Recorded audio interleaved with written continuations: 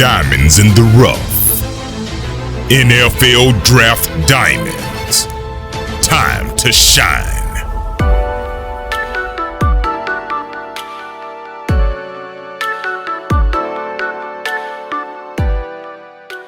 Hi, I'm Jimmy Williams with NFL Draft Diamonds, and today I have with me Hunter Toppel, who's an offensive guard at Minnesota State Mankato. How you doing, sir? I'm doing pretty good. How are you? I'm good. Why don't you just go ahead, give us a brief summary of your overall career so far?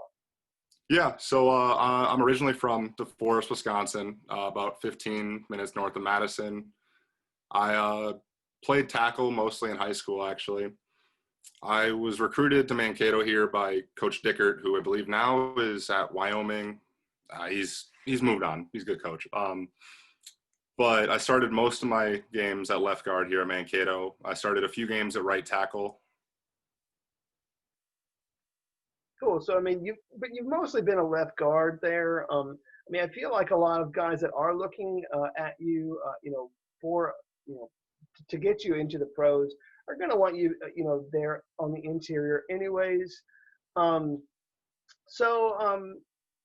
Very good offensive line there just in general at Minnesota State. You guys have really had a lot of great success. Especially last year. You guys ended up going all the way to the national title game. You fell short a little bit, but that was a very awesome season. You guys, if no one has ever seen you guys play, you guys are so physical on that offensive line, and you guys, you may not be a huge running team, but you are totally able to run that ball down people's throat. Yep. So talk to me a little bit about that. What do you think is the best part of your game that you specifically bring to the table? I think the best thing I bring is, like you said, the run blocking. I like being physical. I like being down in the trenches and just that one-on-one thing, the close contact. As soon as I get my hands on someone, I like to feel just that feeling and just that kind of lifestyle, I guess you almost could say what it is. Gotcha. And again, we talked a little bit about you guys had a lot of success last year. I remember speaking to one of your teammates at Evan Heim. He was really the leader there on that offensive line for a while. Has obviously moved on. Yep. Want to chat with you a little bit about being a leader there, because I feel with him departing that might kind of leave a little bit of that burden to you to sort of lead that position group. Talk to me about you as a leader there on that line now. Do you see yourself as a leader? Chat with me a little bit about that. Yeah, it's definitely something I've been in a leadership role for most of my time at Mankato, as we do a leadership group, and I've been kind of a more spokesperson for my class. Like I said, with him, and then not even just him and specifically, but that whole class in general had a bunch of great leaders. They had a bunch of guys that led by example that you'd want to follow. And now I've taken it as a challenge upon myself, like I said, to try and step up and be more of a leader, and just what experience I can provide to others to try and better them. And I can better myself through coaching them and helping them out, and just what I can do to better the team and myself at the same time with it. And it's just, if the leader is what I got to be, then that's the position I'll take, and I'll be happy with that. So. Cool. And I just kind of want to chat with you a little bit about this off season. Again, with coronavirus sort of, sweeping the world, shutting down things. Talk to me maybe about I don't know, how did that make you feel when you heard that games are going to be canceled? How'd you stay motivated? I just try to take it day by day, and I just try to take the positivity out of it as much as I could. One of our coaches always talks about the only two things you can control are your attitude and your effort. And that's just kind of what I tried to live through with it. As much as I wanted to work out, or if I couldn't, what I had to do, I had in the back of my mind knowing I just need to keep getting better and better every day. I have to do what I can, and I have to deal with the circumstances as they come. I can't control what's happening, and I can't stop it or do anything really besides just make myself better each and every day. Gotcha. And has there been something like this off season that you have specifically been working on in order to, better your game? I mean, chat with me a little bit about that. I've definitely tried to improve my agility and like my footwork and almost also like injury prevention, just stuff that like, cause like as the season goes on, like stuff accumulates and just the better conditioned I can be, the better my body can handle that wear and tear of a season. And just, that's the biggest focus I've been, cause like, especially like the days that we weren't allowed to get into our weight room, all I could do was go run. Well, okay, I went and ran as much as I could that day just because that's what I could do with it.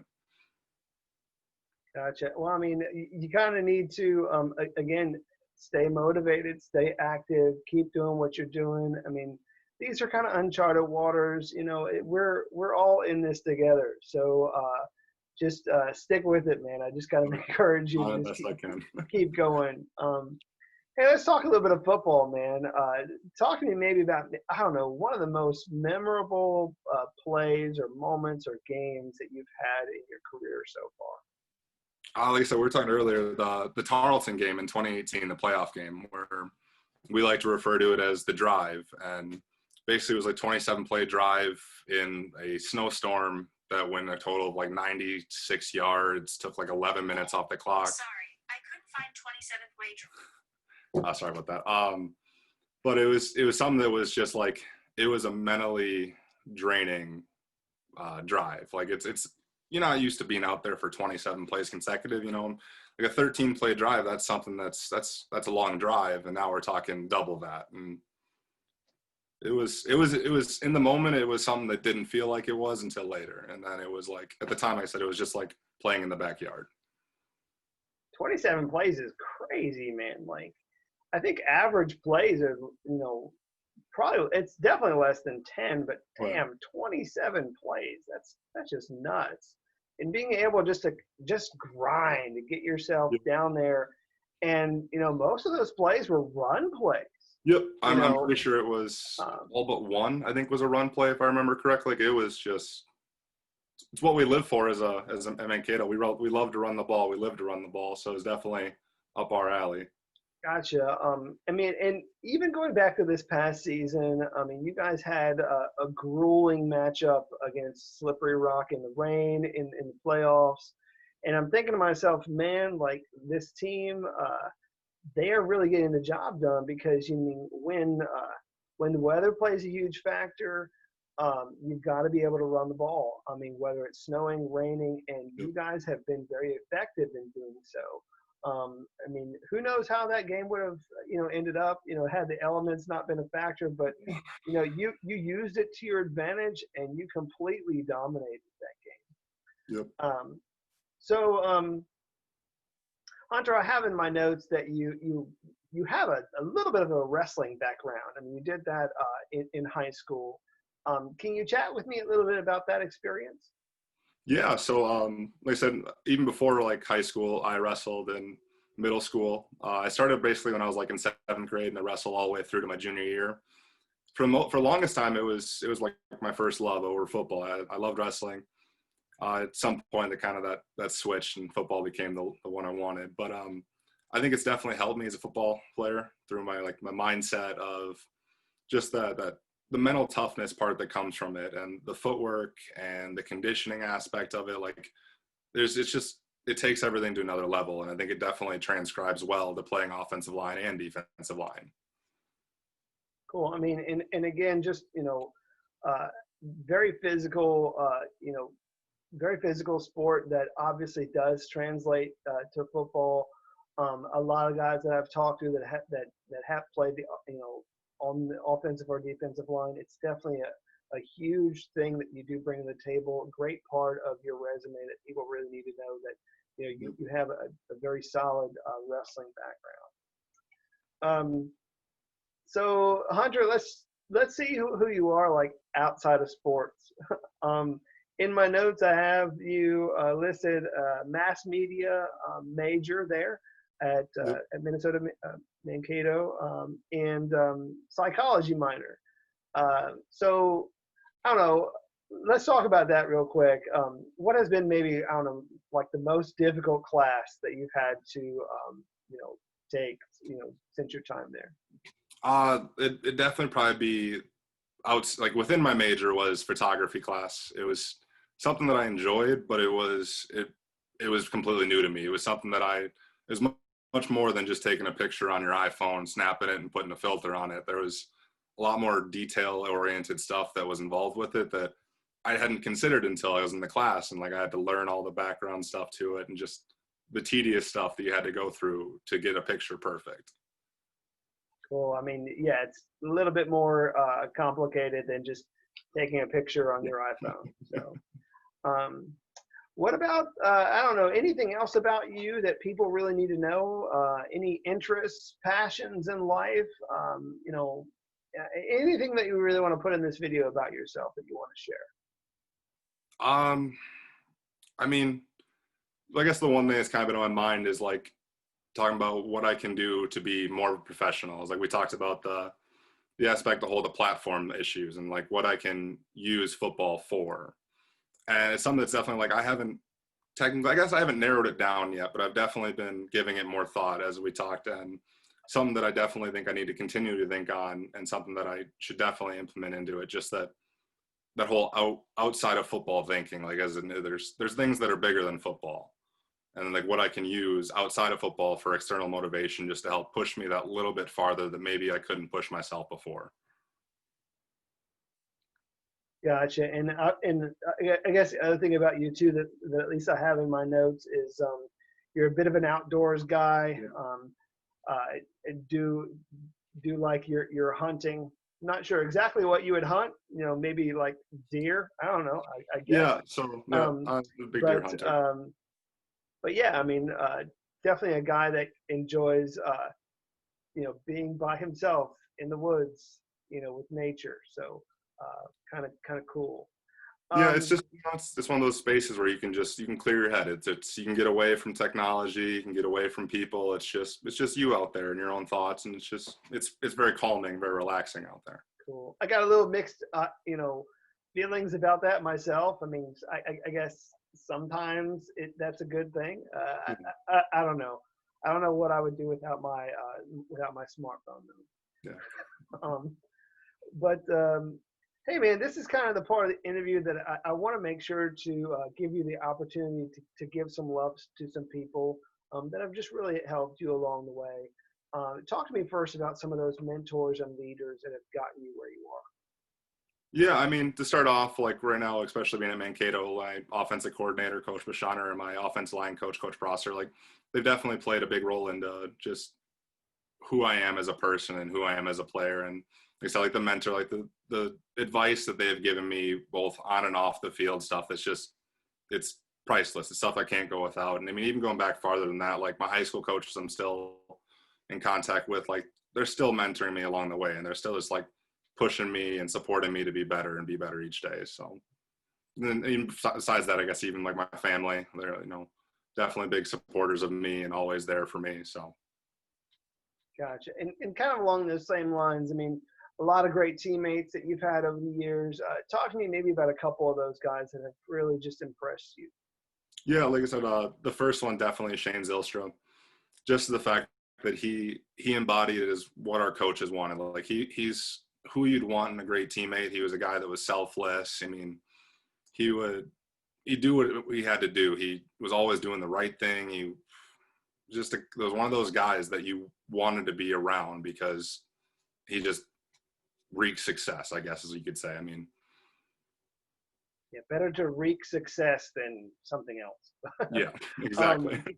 I mean, I will tell you, at least from my perspective, Shane Zilstra should be on someone's roster right now. I mean, I agree. I mean, they're missing out on him. I remember turning on your guys' tape, wanting to see the run game, wanting to see you guys, you know, breaking down like the offensive line and stuff. And it's like, holy crap, look at this wide receiver. And yeah, I mean, whoever's watching this video needs to find Shane Zilstra, get him a job, because he should be on an active roster right now. I don't care, man. Like, the guy's great. Even besides who he is as an athlete, I mean, the guy he's smart. He's just like, it's one of those guys that's he just has all the answers. He just knows. It's I wish I could be like that, but I mean, it's hard. You know what? It is what it is, man. It is, exactly. Some people are just very unique. Yeah. Hey, Hunter, as we begin to wrap things up, I try my best to always ask this question. Give me your why. Why do you play football? Talk about your motivation just a little bit. Yeah, like I said, I love football, but it's something that it's like I want to be able to make my family proud. Something I can look back on, and something I can tell a story about. Like, this is what I did, and it's something I have to be proud of. And to go along with that, it's just something like, you see those guys, the NFL guys, able to buy these nice things for the parents. And it's basically just giving back to it and just accepting like all the stuff that I was blessed to have and given to, and just that giving it back to them and everyone, and just be thankful for what it was. Yeah. Gotcha. And very last thing for you, Hunter, is just to give me your pitch to a professional team. I mean, what kind of a player would they be getting if they took a chance on you? Someone that's very consistent. I mean, I'll show up day in, day out, work as hard as I can, as hard as I need to. I mean, someone that just wants to continually get better. I mean, I do try to do as much as I can to get better, and it's just someone that can run block. I mean, I can someone that can definitely just work each and every day to get better and help better the team. I'll do what it needs to do to help the team win. Gotcha. I mean, again, just I know, turn on the tape. I mean, and I feel like your guys' offensive line probably as a unit, probably the best offensive line group that I've seen at the D2 level. It's really one of the main reasons why you guys got to a championship game. And whoever your O-line coach is, man, I know he's doing a fantastic job instilling upon you guys like values and techniques that can get you guys to the next level. Again, very gritty guy, very just a grinder's mentality, able to really contribute in that running game, which I know you guys do an excellent job of. Again, mostly playing left guard, had a small stint at right tackle when asked to, but should be a guy that people should consider for the pros, as an interior lineman. Hunter, thank you so much for your time, man. Wish you best of luck moving forward, and take care of yourself, man. Yeah, thank you, Jimmy. You too. Appreciate it.